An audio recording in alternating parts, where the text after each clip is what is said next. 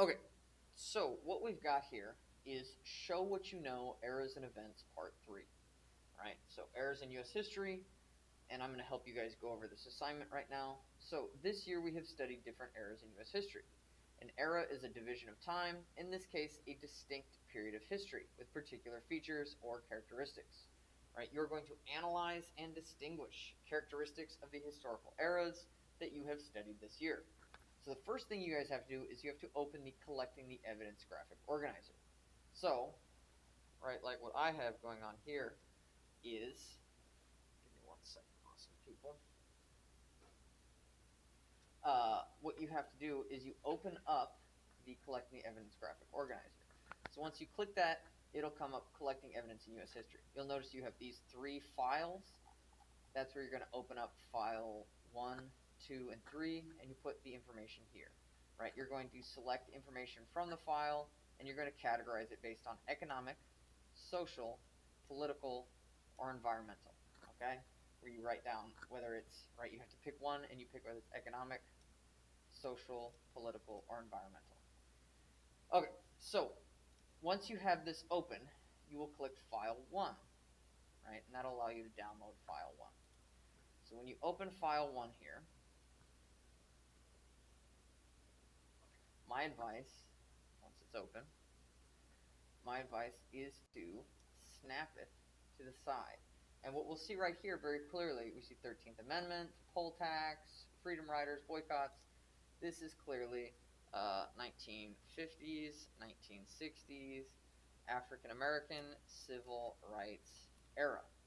Now, the first one they gave us was Brown versus Board that made the desegregation of schools, or enforced the desegregation of schools.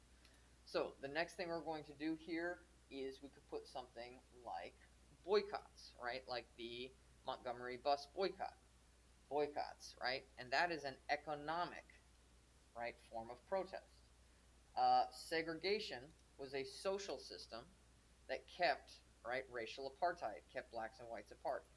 Segregation is social. Okay?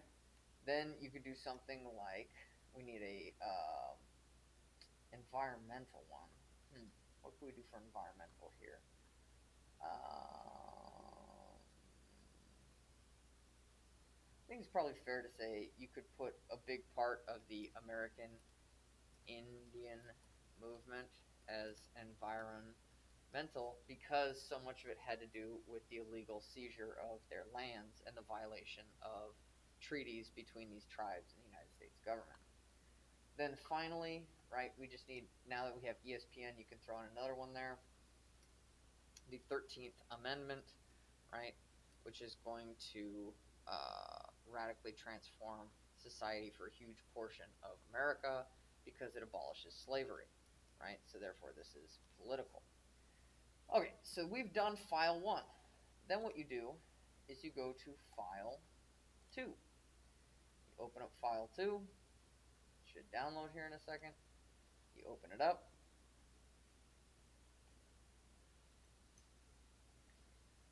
Alright, File 2. And this looks like a lot of stuff that happened in the 1960s. This sure looks like the Cold War.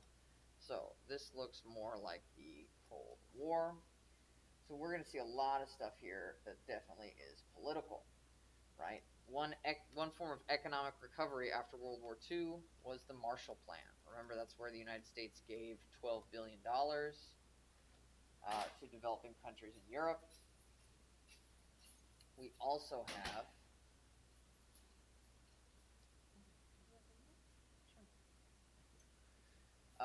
the Marshall Plan that brought in economic recovery during this time period. Another thing that we would have, right, easily you could say, was NATO, right? The North Atlantic Treaty Organization was political. Number 3 here.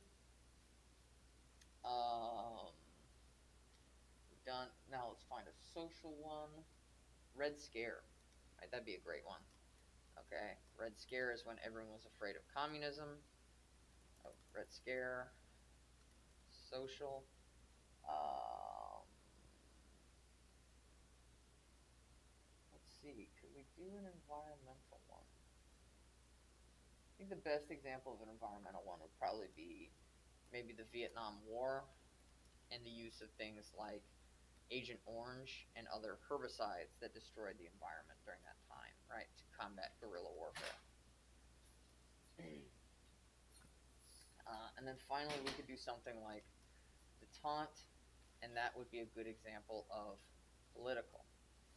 Okay, after we've done that, perfect people who've never done anything wrong in their entire lives, what we have to do is we need to go to um, show what you know. So we're on the show what you know right here, and what we do is you have to open the naming the eras document. So this is what goes in the far right corner here. You go to the naming the eras document, and it will open eventually. We have to find one of these eras that corresponds with here. So we need something that has to do with the Cold War. So then we kind of roll down this like, no, not corruption, not love, and not civil rights age. Okay, so here's one. You could put the atomic age, because remember that's when nuclear bombs were going, or the Red Scare. That works pretty good for me, right? I would probably put the atomic age, given that nuclear weapons define the politics of the era. Okay, now the last one we need to do, and again, these are just examples, you can choose any of them, is file number 3. So file number 3, um, for file number 3, what you have here, perfect people who've never done anything wrong, we have what appears to be definitely World War II. Alright, we see things like Pearl Harbor, Nazis, Japanese internment, Victory Gardens, etc. So, like you'll see, I think a great example of environmental is when people